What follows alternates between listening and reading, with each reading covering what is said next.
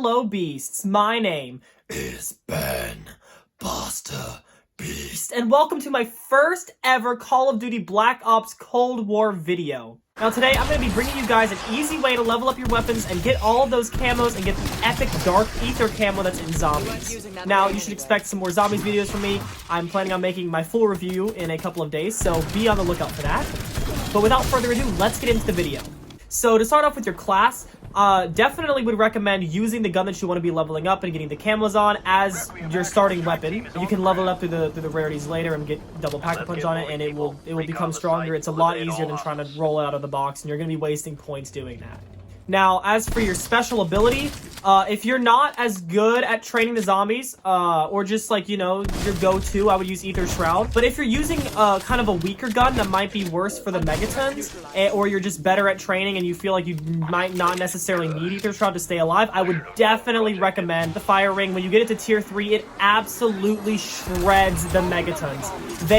It just melts them like butter. I would definitely recommend giving it a go, especially if your gun does a lot less damage. You know, you can go through the rounds a lot quicker this way and maximize the things for your camos. Now, as for the game, I recommend maybe training in the spawn for maybe round 5 or 6 and then going to do power and pack-a-punch as soon as possible. By this point, you should have pretty much enough to pack-a-punch your gun, so I would recommend doing that. Now, as for armor, I would definitely say get to the first tier of armor immediately so that can help you stay alive. However, after that, I'd wait to get the tier 2 armor until you level up your gun to rare. Once you get your gun to rare, you'll have to level it up to epic, and that takes rare salvage instead of the normal salvage. So once you get to that point, I'd say get your armor up to level 2, but don't level it up to level 3. Now, I'm not 100% sure if this is true, but I feel like in my games, whenever I have my gun up to a rare level to where it takes the rare salvage to upgrade it, I feel like I get a lot more rare salvage than I do to begin with. So if you're leveling up your gun to the point where it doesn't need common salvage anymore, then you can use that common salvage to get your tier 2 armor, and you won't be wasting any that can't come from your gun.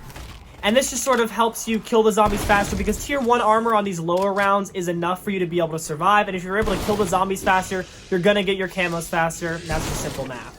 So in my games, I don't even usually get tier 3 armor because I'm just fully leveling up my weapons, trying to get them to deal as max damage as possible. And I usually don't even get perks until after I have second pack-a-punch on my main gun. After that, you can get some perks, maybe like Jug or Quick Revive to help you stay alive.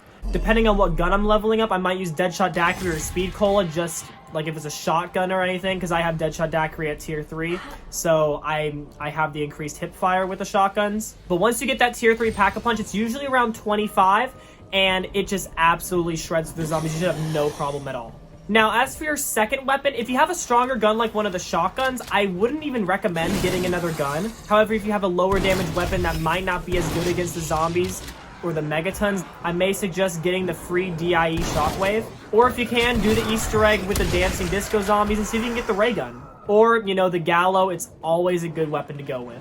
But just be wary, if you're leveling it up, it will take longer to get your main gun leveled up too, so you have a little bit of a downside. Now, as for when to exfil, I'd recommend doing it around 31. You're going to be getting 2 Ethereum crystals from the round, and you're going to be getting 2 when you exfil. It's pretty easy to exfil. You shouldn't have too much of a difficulty.